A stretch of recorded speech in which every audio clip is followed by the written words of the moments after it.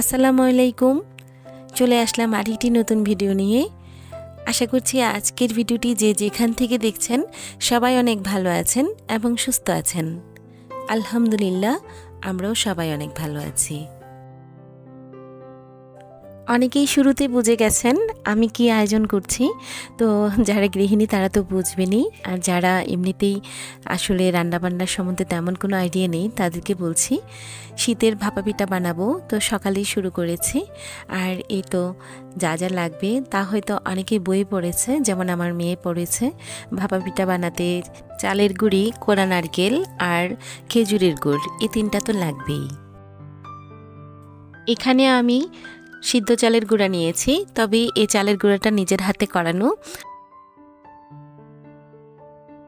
অনেকেই হয়তো বুঝবেন না সিদ্ধ চাল কোনটা।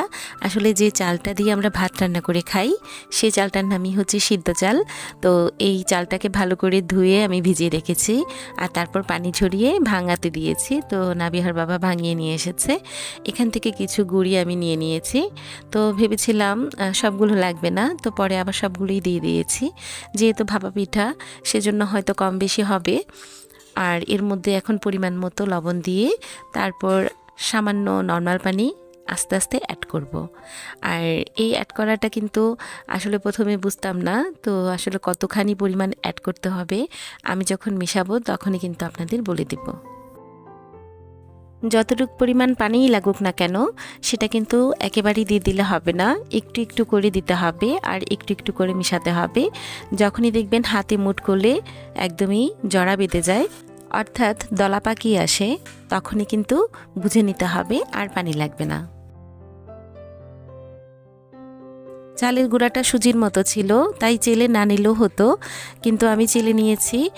আর এরকম ছিদ্র বিশিষ্ট একটি চালনির মধ্যে দিয়ে যদি ভালো করে চেলে নেওয়া যায় তাহলে দানাদার বেরিয়ে আসবে। আর এভাবে করে নিলে পিঠাটা কিন্তু অনেক বেশি সুন্দর হবে, খেতেও ভালো লাগবে।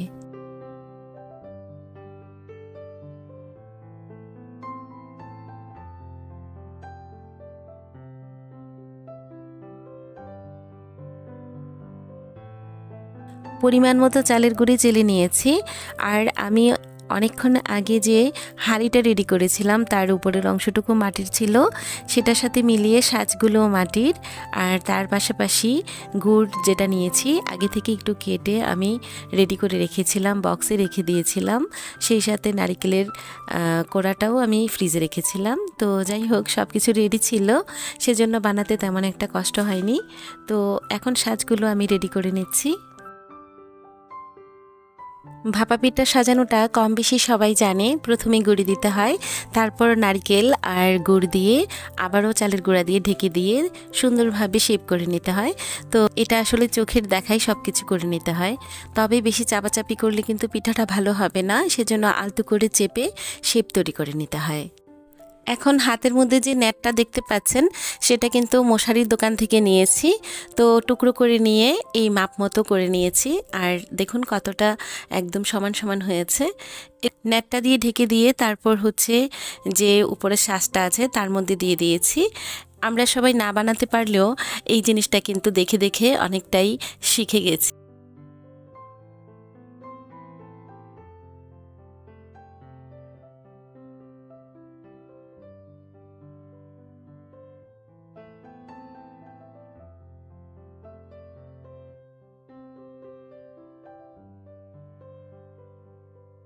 ভাপে দেওয়ার পর কিছুক্ষণ সময় রেখে দিলেই ভাপা পিঠা রেডি। তো এটা অল্প সময়ের মধ্যে কিন্তু হয়ে যায়। আর আমি 3টি পিঠাই উঠিয়ে নিচ্ছি। তবে সবচেয়ে মজার ব্যাপার হচ্ছে বানাতে বানাতে কিন্তু অনেক পিঠা খাওয়া হয়ে গেছে। এখন লাস্টের দিকে যে পিঠাগুলো ছিল সেগুলো আপনাদের মাঝে দেখিয়েছি।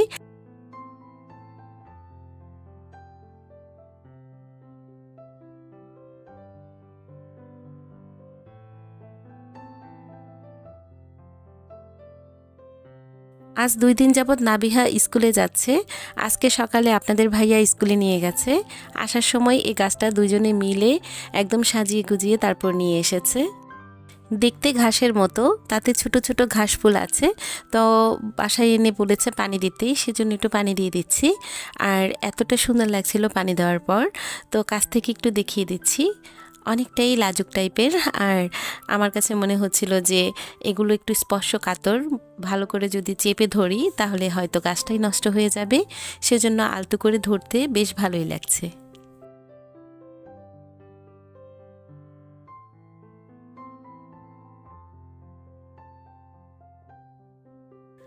স্কুল থেকে নতুন বছরের 3টি বই পেয়েছে, তো বেশি একটা পড়াশোনা নেই, সেজন্য ও আরেকটি কাজ নিয়ে বসেছে। হ্যান্ডক্রাফটের কিছু কাজ ও হাতে জমিয়ে রেখেছিল, যেগুলো এখন করবে। তো আমাকে বলছিল, মা তুমিও আমার সঙ্গে একটু সাহায্য করো। এই যে গ্লুগানের আঠাটা ব্যবহার করতে হয়, সেটা ও ধরতে খুব বেশি ভয় পায়, কারণ অনেকটাই গরম থাকে, সেজন্য আমি ওকে এই ক্ষেত্রে সাহায্য করেছি। এখানে চপস্টিক কাঠি নিয়েছি, 6টা লেগেছে, ত্রিভুজ আকারে অ্যাড করে নিয়েছি। আর এভাবে একটি স্ট্যান্ড তৈরি হয়ে গেছে, সেই সাথে কিন্তু অ্যাক্রিলিক কালার করে নিয়েছি। তো এটা তৈরি হয়ে গেছে। শুকাতে দেওয়ার পর আমি দড়ি দিয়ে একটি হ্যাঙ্গিং তৈরি করে নিচ্ছি, যেটা আপনারা দেখলেও শিখে নিতে পারবেন।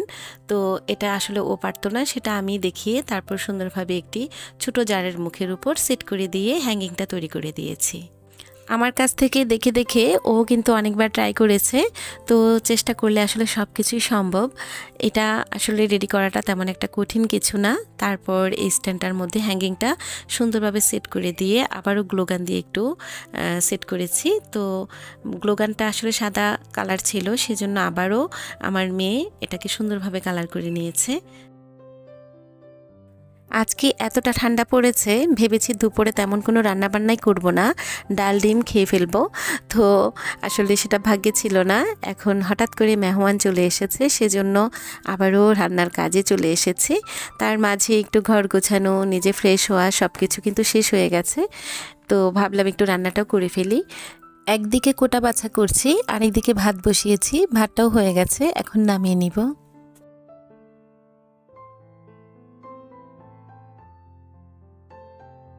আজকে যে ফ্রাই প্যানটাতে রান্না করব একদমই নতুন, তো এটার স্টিকারটাও তোলা হয়নি, কিন্তু এমনিতে যখন তুলতে গেলাম দেখি যে উঠছে না। তো এটারও একটি উঠানোর উপায় আছে।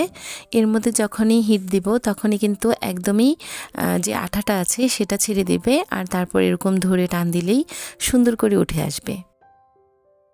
যেহেতু আমার চ্যানেলে আগে টিপস ভিডিও শেয়ার করতাম, তো এখন ছোট ছোট টিপসগুলো আপনাদের জানিয়ে দেওয়ার চেষ্টা করি, যাদের অজানা থাকবে হয়তো তাদের কাজে লাগবে। আমার একমাত্র ছোট ননদ এসেছে। তো ও আসলে ছিল আমার দেবরের বাসায়, হঠাৎ করে দুপুরেই আমার বাসায় এসেছে। তো ওকে বললাম, আগে জানাওনি কেন? সকাল থেকে যদি রান্নাটা করতাম তাহলে হয়তো এতক্ষণে শেষ হয়ে যেত, তো এখন রান্না করলে খাবে কখন? তো বলছিল সমস্যা নেই, আপনি আস্তে আস্তে করেন, আমরা একটু গল্প করি। তো এই আর কি।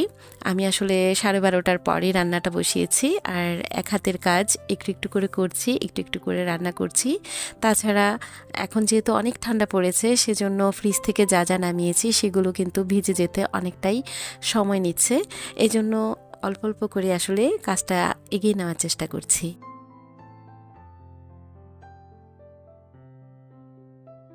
এদিকে বেগুন ভাজি হয়ে গেছে, যেগুলো খুব সহজে হয়ে যায় সেগুলো কিন্তু আগে আগে রান্না করে ফেলেছি। তো ভাতটাও রান্না হয়ে গেছে। এখন চিংড়ি মাছটা ভিজে গেছে, সেজন্য একটু বরফ ছাড়িয়ে নিয়ে তারপর কেটে নিচ্ছি। এগুলো একটু বড় চিংড়ি ছিল, তো এখানে বড় চিংড়ি কাটতে গেলে কিন্তু আরেকটি সমস্যার সম্মুখীন হতে হয়। মাথার মধ্যে যে ময়লাটা থাকে সেটা কিন্তু একটু ভালো করে সতর্কতার সঙ্গে ফেলে দিতে হয়। তো এটাই দেখিয়েছি, এভাবে করে সবগুলো আমি ভালো করে পরিষ্কার করে নিয়েছি। যেহেতু অনেক ঠান্ডা পড়েছে, সেজন্য গরম পানি করে কাজগুলো করার চেষ্টা করছি, তারপরেও হাতে অনেকটাই ঠান্ডা লাগছে।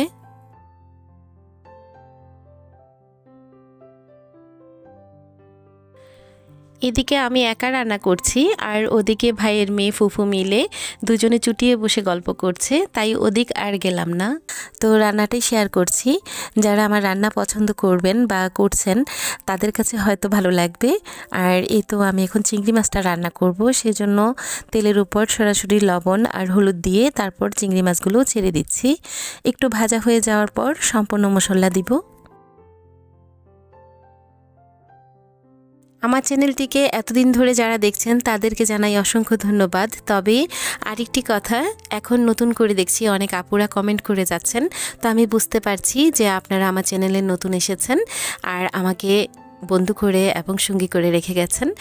আমার এই যাত্রার পরিবারে যারা সঙ্গী হয়ে আছেন তাদেরকে জানাই অসংখ্য ধন্যবাদ। আর আজকে যারা নতুন এসেছেন চ্যানেলটিকে সাবস্ক্রাইব করে পাশে থাকা ছোট্ট বেল আইকনটি প্রেস করে আমার সঙ্গে থাকবেন।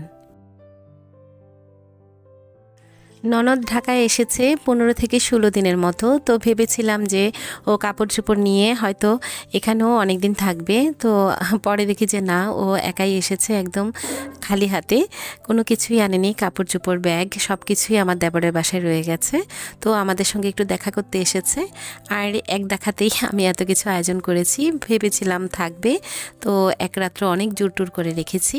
যাই হোক, এটা পরের কথা, আপনাদের আগে বলছি, যেহেতু আমি ভয়েসটা পড়ে দিচ্ছি, হয়তো কখনো ভালো, কখনো মন্দ, কখনো গলাটা ভারী হয় বা কখনো পাতলা, তো সব কিছু মিলিয়ে আসলে এলোমেলো হয়ে যায়।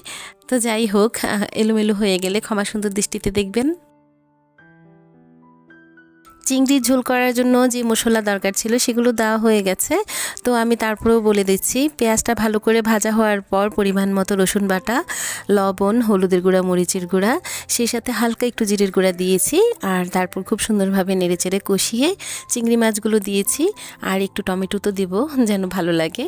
এই সিজনে আসলে টমেটোটা ব্যবহার করি, আর অন্যান্য সিজনে তেমন একটা করি না, শুধু এমনিতেই ভুনা করি নেই। তো শীতকাল যেহেতু দেশি টমেটো বলে কথা।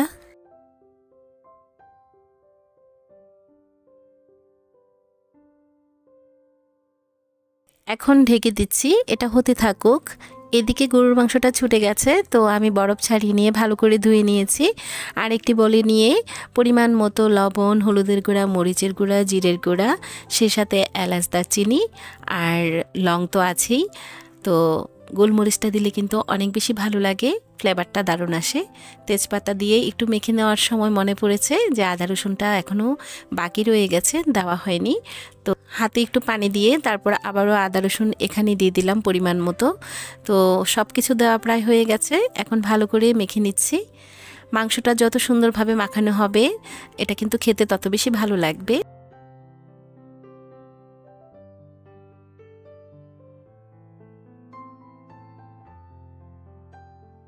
তো পেঁয়াজ কুচিটা এখন দিয়ে দিব, আর তারপর পরিমাণ মতো তেল দিব। তো মাংসতে তেমন বেশি চর্বি ছিল না, সেজন্য একটু তেলের পরিমাণটা বেশি দিচ্ছি। আমি এখানে 4 টেবিল চামচ তেল ব্যবহার করছি। তো সব কিছু পরিমাণ মতো দিয়েছি হাতের মাপ ধরে। আর এভাবে যদি গরুর মাংসটা মেখে অনেকক্ষণ রেখে দিয়ে তারপর রান্না করা যায় তাহলে কিন্তু বেশ ভালোই লাগে, কালারটা খুব দারুণ আসবে।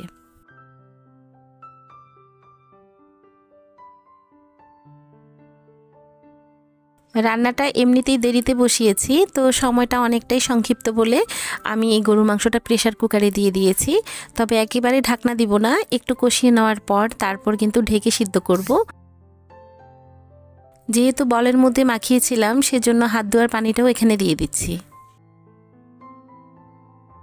নর্মালি যেভাবে আমরা ঢাকনা দিয়ে ঢেকে রান্না করি ঠিক এরকম একটা ঢাকনা দিয়ে কিন্তু ঢেকে দিয়েছি। আর এদিকে দেখে নিচ্ছি মাছটা কেমন হয়েছে। তো মাশাল্লাহ, মাছটার কালারটাও দারুণ এসেছে, অনেক সুন্দর হয়েছে। এখন ঢেলে নিচ্ছি। আর এফাকে তো গরুর মাংস আরেক চুলায় বসিয়েছি, এটা হতে থাকুক। যতক্ষণ পর্যন্ত ভালো করে কষানো না হবে ততক্ষণ পর্যন্ত কিন্তু পানি দিব না। আর আরেকটি প্যানে আমি সুন্দরভাবে মুরগির মাংস ধুয়ে তারপর ভেজে নিচ্ছি। তো এটা পাহাড়ি মুরগি ছিল, সেজন্য একটু ভেজে নিলেই খেতে ভালো লাগে। আর তাছাড়া গরুর মাংসের মতো মাখিয়েও কিন্তু রান্নাটা করা যায়। তো আমাদের কুমিল্লারা যারা আছি মাছ মাংস একটু ভেজে খেতেই পছন্দ করি, সেজন্য এই মুরগিটাও একটু ভেজে নিলাম। মুরগিটা ভাজা হতে হতে এদিকে গরুর মাংসটা একটু দেখে নিচ্ছি। তো ভালোই বলক এসেছে, আর আরও কিছুক্ষণ এভাবে কষিয়ে নিব। খাওয়ার সময় যে কোনো জিনিসের স্বাদটা যদি মুখে লেগে যায় তাহলে কিন্তু সেই রান্নাটা বারবার করে খাওয়াতেও ভালো লাগে, আবার খেতেও ভালো লাগে।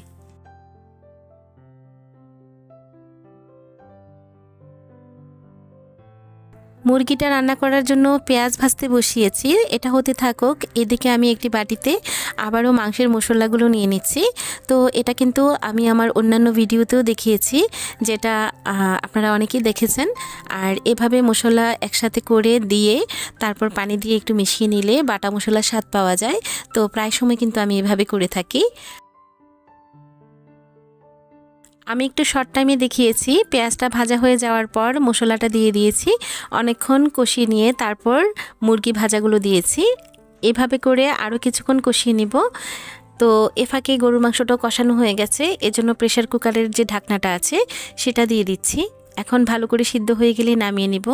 আর এদিকেও মুরগি কষানোটা হয়ে গেছে, তো এতেও আমি পরিমাণ মতো পানি দিয়ে দিচ্ছি।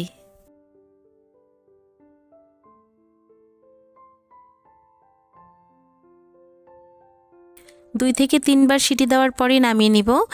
এতেই মাংস সিদ্ধ হয়ে যাবে। আর এই তো পরিবেশন করার জন্য কিন্তু নামিয়ে নিচ্ছি, একেবারেই বাটিতে ঢেলে নিচ্ছি, কারণ খাবারের সময় কিন্তু হয়ে গেছে।